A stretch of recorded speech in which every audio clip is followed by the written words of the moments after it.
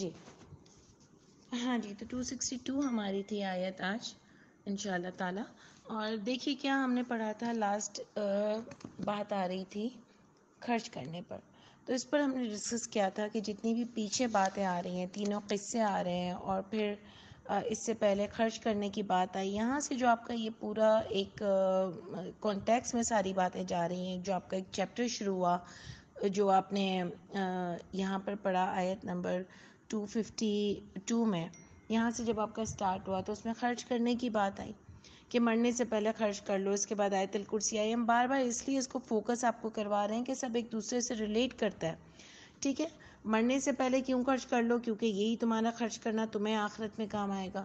کوئی پیچھے تمہارے خرچ کرے وہ تمہارے کوئی کام کا نہیں ہے جب تک تم خود اپنے ہاتھوں سے اپنے مال کو اللہ کی راہ میں، اپنی جان کو اللہ کی راہ میں، اپنی اولاد کو اللہ کی راہ میں خرچ کر کے نہ جاؤ، یعنی ان کو سکھا کے، بتا کے، تربیت کر کے، تب تک بعد میں تمہیں کوئی فائدہ نہیں ہے اس کا. اس کے بعد آیت الکرسی کی بات آئی. اس کے بعد اللہ کے کڑے کو مضبوطی سے تھامنا، یعنی اللہ کی کتاب کو مضبوطی سے تھامنا. اس کے بعد جو بات آئی کہ ولی اللہ کون ہوتے ہیں، تو وہ بھی اللہ تعالیٰ نے ہم کو ایکسپلین کیا اور ہم نے اس کو سمجھ لیا تھا. ٹھیک ہے نا، کہ ولی اللہ کو اللہ اندھیروں سے طرف روشنی کے نکالتے ہیں. کیسے بننا ہے پھر آگے یہ بھی ہم نے ڈسکس کیا. پھر تینوں قصے بتائے. تینوں قصوں میں آپ کو آخرت کا عقیدہ ملتا ہے. اب پھر خرچ کرنے کی بات آئی. اس میں بھی آپ دیکھو تو کہیں نہ کہیں آخرت ہے کہ اگر میں کیوں اپنا مال خرچ کروں، مجھے کیا ضرورت پڑی ہے کہ میں اپنا مال جس کو میں محنت کر کے کماتی ہوں. ظاہر ہے ہمارے دماغ میں یہ بالکل ہے کہ اللہ کی رحمت سے ہی ہم کو ملتا ہے اور اللہ تعالیٰ ہی اللہ کے حکم ہی ہوتا ہے تبھی ہم ملتا ہے. لیکن انسان کی محنت بھی کوئی چیز ہوتی ہے نا. اگر وہ محنت نہیں کرے گا تو گھر بیٹھ کر تو اس کو چیزیں نہیں مل سکتی ہیں. جب وہ اسٹیپ لیتا ہے تو اللہ تعالیٰ بھی اس کی مدد کرتے ہیں. لیکن اس کے باوجود بھی میں خرچ کیوں کروں، میں نماز کیوں پڑھوں، میں روزے کیوں رکھوں، میں پردہ کیوں کروں، میں حرام کی کمائی کیوں نہیں کھاؤں، اس میں جلدی جلدی امیر ہو جاتے ہیں. ان سب کا تعلق آخرت میں اللہ کو جواب دینے سے ہے. یہ ہم اس لیے کرتے ہیں. آج ہم مل کے بھی یہاں اس لیے بیٹھے ہیں کہ میں اور آپ چاہتے ہیں کہ ہم اپنی بھی کریکشن کرتے جائیں. ہم جہاں کہیں غلط ہیں اپنے آپ کو ٹھیک کر لیں. دیکھیں ہر آیت میں لگے گا کہ اس میں میرے لیے کوئی بات ہو رہی ہے، میں یہاں غلط کرتی ہوں، میں ویسے غلط کرتی ہوں. تو یہ ہم بیٹھے ہی اس لیے ہیں کہ ہم مل جل کر اپنے آپ کو مرنے سے پہلے ٹھیک کر لیں. یہ جو آ رہے ہیں نا، مرنے سے پہلے خرچ کر لو، مرنے سے پہلے حق بول دو، تو میں اور آپ اس لیے بیٹھے ہیں کہ مرنے سے پہلے ہم ٹھیک ہو جائیں. ٹھیک ہے نا. تو اس کے لیے مجھے اور آپ کو بہت جلدی کرنی ہے. ہم دیر نہیں کر سکتے. اس کو سمجھ کے اپنے آپ کو سب سے پہلے ٹھیک کرنے کا ٹائم بہت ضروری ہے. مطلب اپنے آپ کو ٹائمنگز بہت ضروری ہے اس میں کہ ہم کتنا ڈیلے کرتے ہیں. کیونکہ ڈیلے کے بعد مجھے اور آپ کو نہیں پتا کہ آگے کیا آنے والا ہے. میری موت کب لکھی ہوئی ہے آپ کو پتا ہے نا. اچانک سے لوگ مر جاتے ہیں، کچھ پتا بھی نہیں ہوتا، کوئی پرابلم نہیں ہوتی. ہم کہتے ہیں کیا تھا، کہتے ہیں کچھ بھی نہیں تھا، کچھ پتا ہی نہیں تھا اور مر گیا. یعنی سوچو نا، سب کے ساتھ یہی ہوتا ہے معاملہ.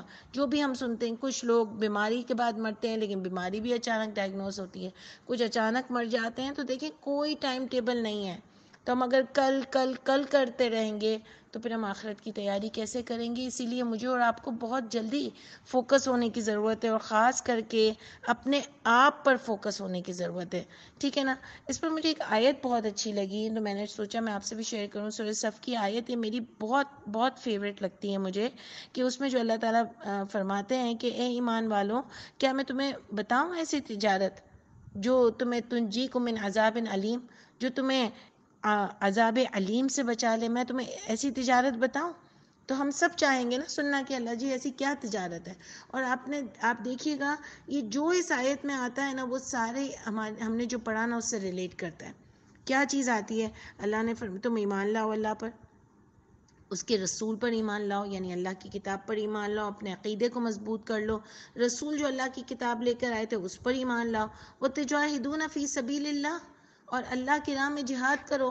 تو جہاد صرف میدان جنگ کا جہاد نہیں ہوتا، حق بولنا بھی جہاد ہے، خرچ کرنا بھی جہاد ہے.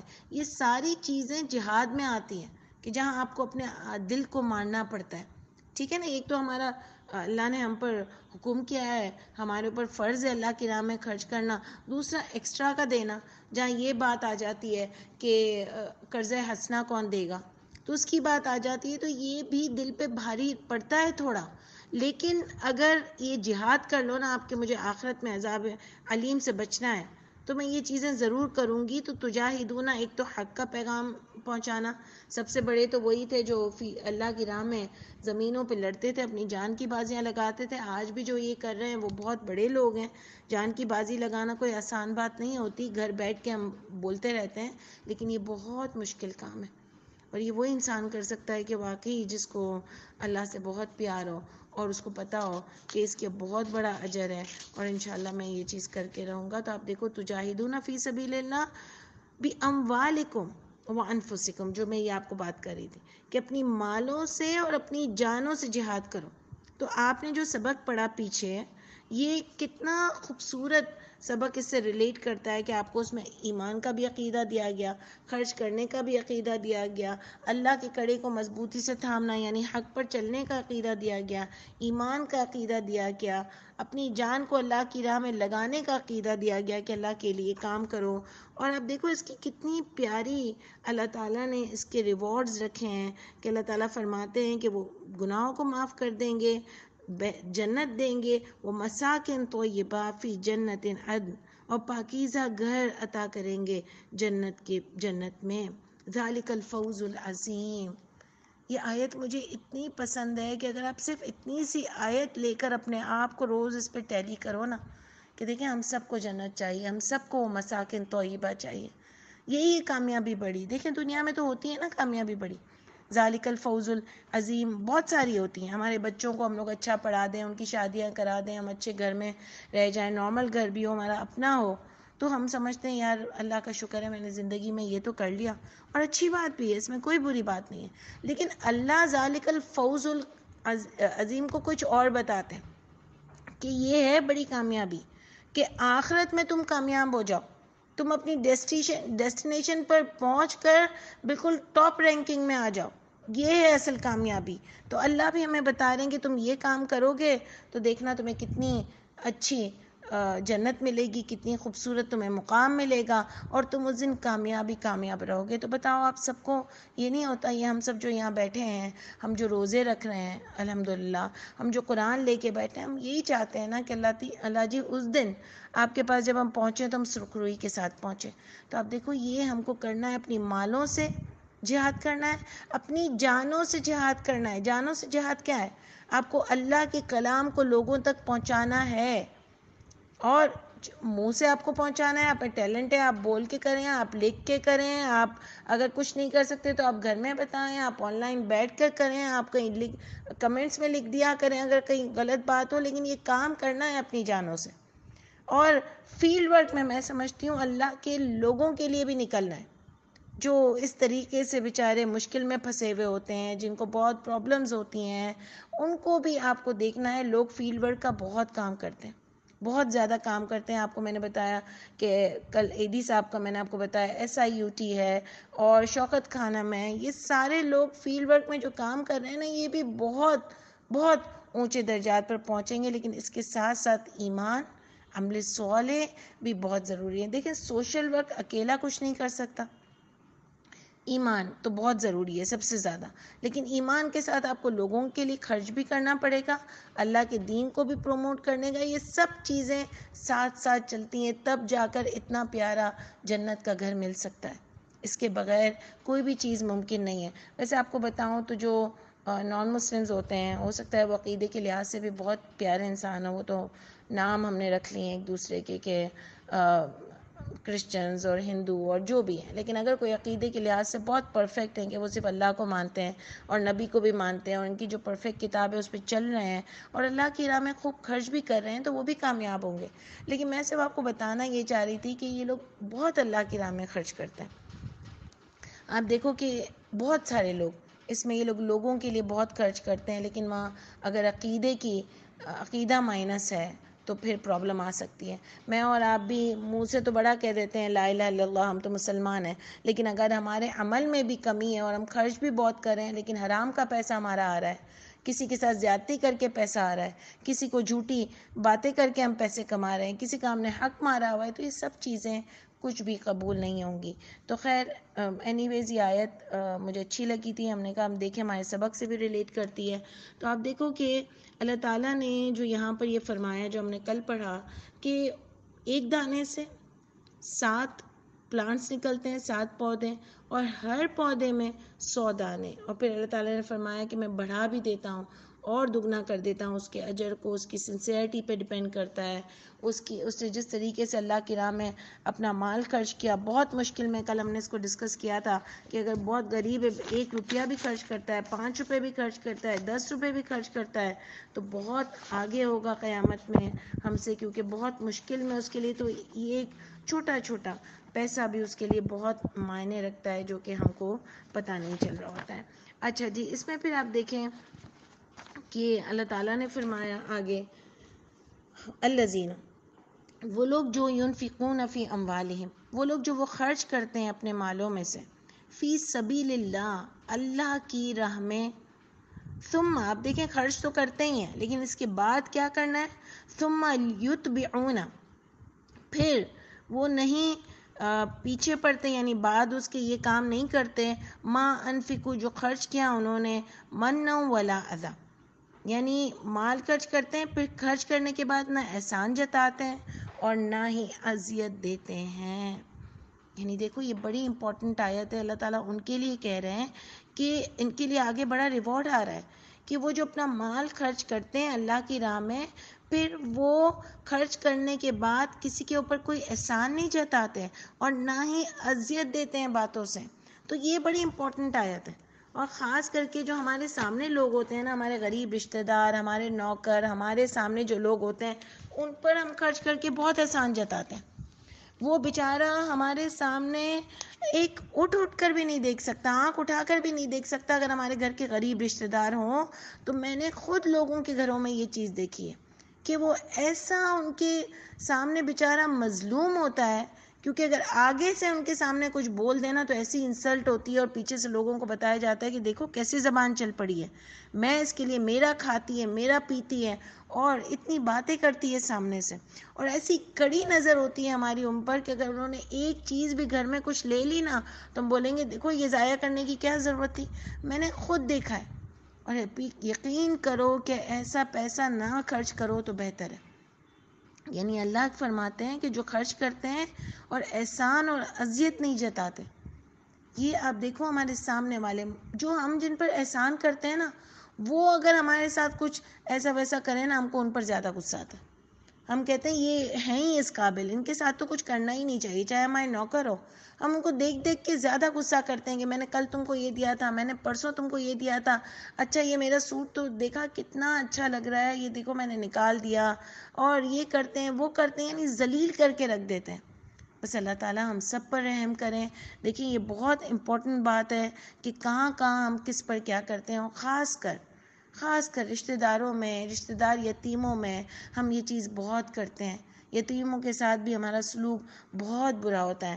ہم دونوں تھکے ہوئے اسکول سے آئیں گے بچے، اور اپنے بچے کو ہم نہیں بولیں گے، اس کو بولیں گے بیٹا ذرا اس کو پانی دے دو، بیٹا ذرا اس کو یوں کر دو، پیار سے بھی بولیں گے، لیکن وہ بھی آپ کا بچہ ہے، وہ بھی آپ کے گھر میں رہتا ہے، وہ بھی تھکا ہوا آیا ہے، اس کے اوپر بھی رحم کرو. یہ ساری چیزیں آنکھوں سے دیکھی ہیں نا، آپ نے بھی دیکھی ہوں گی، میں نے بھی دیکھی ہیں. اللہ تعالیٰ ہم پر بھی بس کبھی یہ مشکل نہ ڈالیں، اور اگر آ جائے تو دیکھیں ہمیں بہت کیئرفل رہنے کی ضرورت ہے، کیونکہ کسی کا دل ٹوٹے گا نا تو بہت اللہ تعالیٰ بھی ناراض ہوتے ہیں. اور آپ دیکھو کسی کو اذیت دینا، کسی کو سنانا، کسی کو کمتر سمجھنا، یہ ہم سب کیوں کرتے ہیں؟ میری اور آپ کی اوقات کیا ہے؟ کیا ہم لکھوا کے لائے تھے کہ ہم اچھے اچھے گھروں میں پیدا ہونے والے ہیں؟ ہمارا ہاتھ ہمیشہ دینے والا ہی رہے گا. آپ کو پتہ ہے یہ لینے والا ہاتھ کرنے والے کے اندر کتنی مجبوری ہوتی ہے. آسان نہیں ہے یوں کر کے ہاتھ کرنا، کسی سے مانگنے کے لیے منہ سے لفظ کھولنا. یہ جو میں بیچارے فقیروں کی اور بات نہیں کر رہی ہوں، یہ تو بیچارے ایسے بیچارے ہو گئے ہیں کہ بس اللہ کرے گا ہم پر، ہماری ریاست ان کے لیے بھی کوئی کام کر دے. یہ تو اب ہم ان کو سمجھتے بھی نہیں ہیں کہ ان کا بزنس بن گیا ہے، لیکن جو بچے بیچارے رولتے ہیں نا، اس پر بہت افسوس ہوتا ہے کہ ان کے اندر سے ان کی عزت نفس ختم ہو گئی ہے، کہ آپ ان کو برا بھلا کہو پھر بھی ہنستے ہوئے لٹکے رہیں گے. اللہ تعالیٰ بس ان پر رحم کر دیجئے. یہ بھی ہمارے ملک کے بچے ہیں، یہ بھی ہمارے بچے ہیں، ان پر بھی بڑا افسوس ہوتا ہے۔ اللہ تعالیٰ مجھے اور آپ کو کوئی کام کرنے والا بنائے ان کے لیے۔ لیکن آپ دیکھو کہ یہ جو مانگنے والا ہاتھ ہے نا، یہ بہت بھاری پڑتا ہے۔ ایک دفعہ ہمارے پاس ایک عورت آئی، اتنا مجھے آج تک اس کو افسوس ہوتا ہے کہ اس سے منہ سے بات نہیں نکل رہی تھی اور اس کے پہلے آنسو نکل رہے تھے، کیونکہ بہت اچھی رہی ہوئی تھی، اور اس کو اچانک سے اس کے اوپر اتنی مشکل آ گئی کہ میاں ایک دم سے ٹیومر ہو گیا، کیا کرے، وہی کمانے والا تھا، چھوٹے نارمل لوگ تھے، ہینڈ ٹو ماؤتھ لوگ تھے، اب ایک کمانے والا بھی بیٹھ گیا تو وہ تو مانگنے پہ آ گئی نا بیچاری۔ اب دیکھو اس کو مانگنے سے اتنی تکلیف ہوتی تھی، اتنی تکلیف ہوتی تھی کہ میں آج تک اس کی اس تکلیف کو بھول نہیں سکتی۔ یہ اللہ تعالیٰ نے ہم کو یوں جو ہاتھ کبھی پھیلانے والے نہیں بنائے نا، یہ خاص اللہ کی رحمت ہے، یہ آسان چیز نہیں ہے، اس لیے ذلیل نہیں کرنا چاہیے۔ جتنی آپ مدد کر سکتے ہیں کریں، جتنی آپ نہیں کر سکتے ہیں، اگر آپ کو لگ رہا ہے یہ ہے ہی مانگنے والی، تب بھی چپ رہیں۔ لیکن آپ دیکھو کہ ذلیل نہ کیا کریں، یہ بہت مشکل کام ہے، بہت مشکل کام ہے۔ اللہ تعالیٰ کبھی مجھ پر اور آپ پر وہ دن نہیں لائے، ورنہ ہم بھی کوئی خاص لاڈلے نہیں ہیں اللہ تعالیٰ کے، ہم نے بھی کوئی ایسے کمال کام نہیں کر دیے ہیں کہ ہم کو کسی سے مانگنا نہیں پڑتا۔ اللہ نہ کرے وہ وقت نہ آئے، اس لیے ہم سب کا خیال رکھیں، سب کو دیکھیں کہ یہ روزوں میں کیا ہو رہا ہے، کس گھر کو تکلیف ہو رہی ہے۔ میں جتنا اپنا پیسہ لگا سکتی ہوں، سب کا اپنا اپنا ہوتا ہے نا، جتنا لگا سکتی ہوں وہ کروں، کیونکہ میں کھا رہی ہوں وہ نہیں کھائیں گے، وہ روزے میں بیچارے گرمی میں باہر محنت کے لیے نکلتے ہیں، کوئی بھی جتنے بھی لوگ ہیں سارے، جو بھی میں کہتی ہوں کہ جو غریب لوگ ہیں کام کرنے کے لیے نکلتے ہیں، ان سب کے لیے ہم کو جتنا ہم سے ہو سکے ہم کو کچھ نہ کچھ کرتے رہنا چاہیے۔ تو میں آپ کو بار بار کہوں گی کہ یہ مانگنا آسان نہیں ہوتا، یہ بہت مشکل ہے، اور آج اللہ نے جو ہم کو اس نہج پر لائے ہیں نا کہ ہم آرام سے بیٹھ کر کھاتے ہیں، اور میں بار بار آپ کو کہوں گی نا کہ ہم کبھی اس کو اللہ کی رحمت نہیں سمجھتے کہ بیچ مہینے میں بھی جب ہمارا راشن ختم ہو جاتا ہے تو ہم اپنے آرام سے ڈبے دوبارہ بھروا لیتے ہیں۔ یہ صرف اللہ کی رحمت ہے۔ میں تو سمجھتی ہوں میرے اندر کوئی کوالٹی ایسی نہیں تھی کہ آج میں اس قابل ہوں۔ اب میری ڈیوٹی ہے کہ اللہ نے مجھے دیا ہے تو میں لوگوں کو دوں، میری ڈیوٹی ہے، اور مجھے اس چیز کا سوال ہوگا۔ ان کے تو آخری دن ایسے نکلتے ہیں کہ میں اور آپ سوچ بھی نہیں سکتے۔ تو اللہ فرما رہے ہیں مت دو، یہ ہم سب کو اللہ تعالیٰ صحیح کر دیں، اللہ تعالیٰ ہمارے دلوں کو کشادہ کر دیں، اللہ کرے کہ ہم نیکی کر کے بھول جایا کریں، اللہ کرے کہ ہم دے کے بھول جایا کریں، ہم کو یاد بھی نہیں رہے کہ یہ میرا تھا اور میں نے دیا تھا، اللہ کرے کہ ہم ایسے ہو جائیں۔ تو اس کے بعد جو بات آ رہی ہے آگے کہ اللہ فرماتے ہیں، دیکھیں کتنا پیارا ریوارڈ ہے کہ لہم اجرہم، ان کے لیے اجر ہے ان کا، عند ربہم، ان کے رب کے پاس، ان کے رب کے پاس۔ ایک تو جب یہ بات آ جاتی ہے نا کہ ان کے رب کے پاس اجر ہے اور اس کو ڈیفائن نہیں کیا جاتا نا، تو میرے لیے تو یہ بڑا سرپرائز ہوتا ہے کہ اللہ تعالیٰ نے اس میں بہت سرپرائز رکھا ہے، اور یہ کوئی خاص اجر ہے، یہ کوئی خاص، آپ اور میں سب چاہتے ہیں نا، ہم تو اجر کے لیے بیٹھے ہوئے ہیں، ہم کو تو اجر کے لیے بس ایک کریونگ سی ہوتی ہے کہ ہم کو اجر چاہیے، بس اجر مل جائے۔ اللہ کہہ رہے ہیں ان کے لیے ان کا اجر ان کے رب کے پاس ہے۔ تو یہ کوئی خاص اجر ہے، جب اللہ تعالیٰ ڈیفائن نہیں کرتے نا تو یہ واقعی کوئی خاص ہوتا ہے، میرا ایمان یہ ہے۔ تو بس اگر ہم یہ چاہتے ہیں نا کہ عند ربہم مجھے کوئی خاص اجر مل جائے، دنیا میں بھی آخرت میں بھی، اللہ تعالیٰ بس میں آخرت میں بہت سرخروئی سے آپ کے پاس کھڑی ہو سکوں، بس ایک گول ہے ہم سب کا کہ آخرت میں اللہ تعالیٰ جب آپ کے پاس پہنچوں تو شرمندہ نہ ہو، اللہ تعالیٰ آپ کو بتا سکوں آپ سے پیار کرتی تھی اور آپ کے لیے کام کر کے آئی ہوں، اور آپ کے لیے ہی میں نے صبر بھی کیا ہے کہ میں نہیں، کوئی میرے ساتھ برا بھی کرتا تھا نا، اگر میں نے کسی کو دیا ہو تو میں نہیں بولتی تھی، اللہ آپ کی خاطر میں معاف کر دیتی تھی۔ اتنا تو ہم کر سکتے ہیں نا، حالانکہ ہم بہت کچھ کرنا چاہیے۔ تو آپ دیکھو کہ خاص اجر ہے، تو اللہ تعالیٰ میرے نصیبوں میں بھی یہ ریوارڈ کر دیجئے، اللہ تعالیٰ مجھے حوصلہ دیجئے، میرے دل کو وسیع کر دیجئے آپ کی راہ میں خرچ کرنے والا، اور حوصلہ دیجئے کہ میں دینے کے بعد کبھی کسی کو کوئی بھی اذیت نہیں دوں اور کوئی احسان نہیں جتاؤں۔ ولا خوف، اور اب دیکھیں دوسرا ریوارڈ، ولا خوف علیہم، نہیں کوئی خوف ہوگا ان پر، ولا ہم یحزنون، اور نہ ہی وہ غمگین ہوں گے۔ ایک تو سب سے پہلے جو میرا دل چاہتا ہے نا کہ لوگوں کا خوف میرے اندر سے نکل جائے، میں یہ پرواہ نہیں کروں کہ وہ یوں بولے گا تو وہ یوں بولے گا تو فلانا یوں بولے گا تو یہ یوں بولے گا، میرے اندر سے وہ چیز نکل جائے۔ اللہ فرماتے ہیں کہ تم خرچ کرو گے تو اللہ تمہیں یہ ریوارڈ دیں گے۔ اب دیکھو کتنی پیاری بات ہے. دیکھیں مشکلیں مومنوں پہ بھی آتی ہیں, سب پر آئیں. آپ نبیوں کے قصے دیکھ لیں, یوسف علیہ السلام پر, ابراہیم علیہ السلام پر, نبی کریم صلی اللہ علیہ وسلم پر, نوح علیہ السلام پر, ہر ایک پر آئی ہے مشکل, ہر ایک پر. لیکن خوف میں وہ ایسے پاگل نہیں ہو گئے تھے, غم میں وہ ایسے پاگل نہیں ہو گئے تھے کہ ان سے کوئی کام نہیں ہو رہا تھا. یہی ہوتا ہے تسلی, یہی ہوتا ہے کہ خوف نہیں ہوگا ان پر, وہ غمگین نہیں ہوں گے. یعنی آتا تو ہے, دنیا ہے تو سب کچھ چیزیں ہوں گی تو صحیح, لیکن آپ دیکھیں یوسف علیہ السلام نے جیل میں بھی اللہ کا کام کیا. اگر خوف ہو اور بالکل ہمارا دل نہیں چل رہا ہو, غم ایسا ہو جائے کہ دل پہ غم لگ جائے, تو میں کیسے اللہ کا کام کروں گی, مجھے تو اپنے گھر کے کام سمجھ نہیں آ رہے ہوں گے. لیکن ایسا نیک لوگوں پر, اللہ کے جو ولی ہوتے ہیں نا, ان پر دکھ اور یہ تو آتے ہیں, بس اللہ تعالیٰ ہم کو بڑے دکھوں اور تکلیف سے بچائے, غم سے بچائے, آتے ہیں. لیکن اللہ تعالیٰ اس کو اس نہج پر نہیں لے جاتے کہ وہ غم اور خوف میں بس ایسا پاگل ہو جائے کہ اس کو کچھ سمجھ ہی نہ آ رہا ہو. اس کے دل میں ٹھنڈک ہوتی ہے. تو آپ دیکھو یوسف علیہ السلام نے جیل میں بھی اللہ کا کام کیا. جیل چلے گئے تھے وہ بغیر کسی غلطی کے, لیکن اس کے باوجود بھی ہمت نہیں آ رہی, اللہ کا کام کرتے رہے, اپنے آپے میں تھے. ابراہیم علیہ السلام گھر سے نکل گئے, نکلنا پڑا, آگے کتنی مشکل ہوئی ہوگی, لیکن اللہ کا کام کرتے رہے. اور نبیوں کی سب کے یہی چیزیں ہیں کہ سب اللہ کے کام کرتے رہے. تو آپ دیکھو کہ ایسا غم میں پاگل نہیں ہو جاتا ہے انسان, اللہ تعالیٰ اس کو ٹھنڈک دیتے ہیں انشاءاللہ تعالیٰ. اللہ تعالیٰ میرے اور آپ کے ساتھ بھی یہی معاملہ کرے. اللہ کرے کہ میں اور آپ خرچ کریں خوب خوب اللہ کی راہ میں.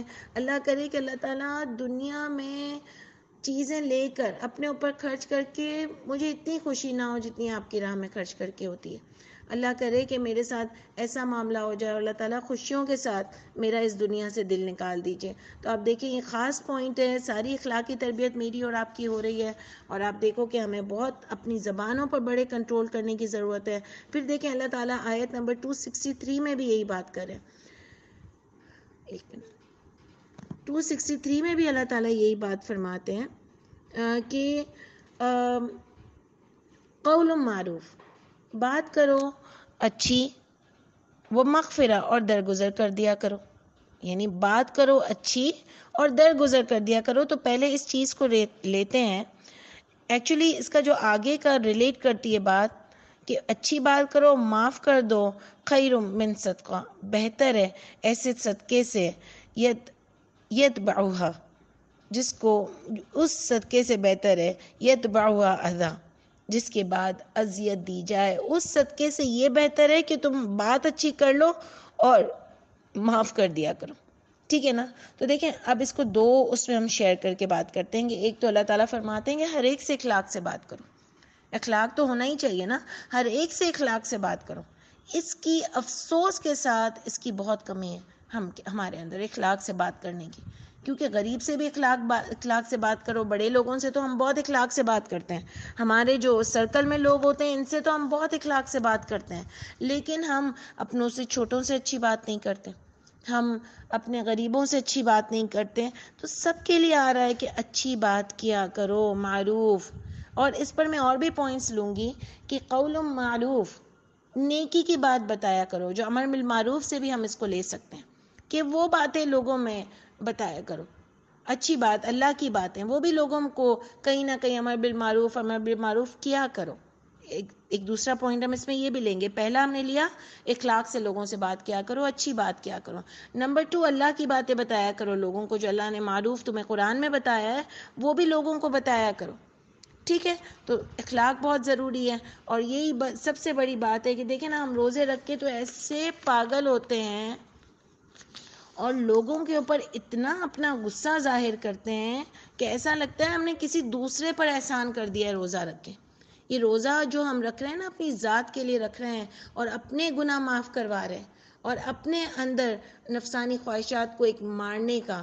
ہمارے یہ روزہ کیا ہوتا ہے, آپ کو سبق دیتا ہے کہ آپ اپنی نفسانی خواہشات کو کیسے مارو. کہ مجھے بھوک بھی لگی ہے لیکن میں کھا نہیں سکتی کیونکہ اللہ تعالیٰ کا حکم نہیں ہے. اور نمبر 2 سب سے بڑی بات تو کہ ہمارے گناہوں کو معاف فرماتا ہے. آپ سوچو کہ اگر میں اس میں غصہ کرتی ہوں, لڑائیاں کرتی ہوں, تو کیا یہ میرے گناہوں کو معاف فرمائے گا, کروائے گا یہ روزہ؟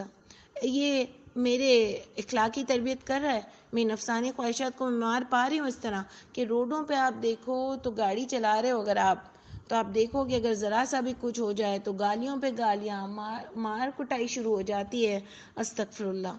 تو مطلب آپ دیکھو کہ ہمیں کتنا صبر کی ضرورت ہے، اپنے اخلاق کی کتنی ضرورت ہے۔ اللہ فرماتے ہیں اچھی بات کیا کرو وہ مغفرہ، اور معاف کر دیا کرو۔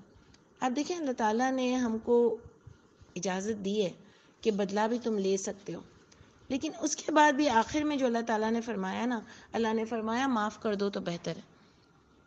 دیکھیں نا، یہ ہم کو تھوڑا سا ایک بہت تھن لائن ہے کہ اب کہاں بدلہ لے سکتے ہو، کہ اگر بہت زیادہ زیادتی ہو رہی ہے تو آپ سٹینڈ لے سکتے ہو اپنے لیے کہ میں اپنے آپ کے ساتھ اب یہ ظلم نہیں ہونے دوں گی، یا اپنی بات آپ لوگوں کو بتاؤ کہ یہ سب کچھ غلط ہے، آج تک میرے ساتھ غلط ہو رہا تھا، آپ یہاں سٹینڈ لے سکتے ہو۔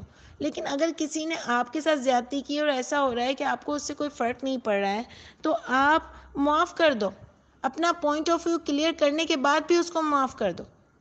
یہ اللہ تعالیٰ فرما رہے ہیں کہ بخشش کر دیا کرو، یہ بہتر ہے تمہارے لیے۔ اور جہاں اللہ تعالیٰ نے ہم کو اجازت دی ہے نا کہ تم لے سکتے ہو بدلہ، لیکن وہاں بھی اللہ نے فرمایا کہ معاف کر دو تو بہتر ہے۔ ہم دلوں میں قدرتیں رکھ کے بیٹھے ہوئے ہیں، ہم دلوں میں برائیاں رکھ کے بیٹھے ہوئے ہیں، ہم دلوں میں ہم کہتے ہیں میں یہ بات تو تمہاری کبھی ساری زندگی میں یہ بات تمہاری نہیں بھول سکتی ہوں، تم نے میرے ساتھ یہ کیا، تم نے مجھے اس میں نہیں بلایا، تم نے مجھے میرے ساتھ اس طرح میرے سے بات کی تھی۔ ہمارے اتنے تنگ دل ہیں، اتنے تنگ دل ہیں، اسی لیے ہم بے چین رہتے ہیں، فرسٹریٹڈ رہتے ہیں، انزائٹی کی اتنی زیادہ بیماریاں بڑھ گئی ہیں۔ معاف کر دیا کرو، دلوں کو صاف کر دیا کرو۔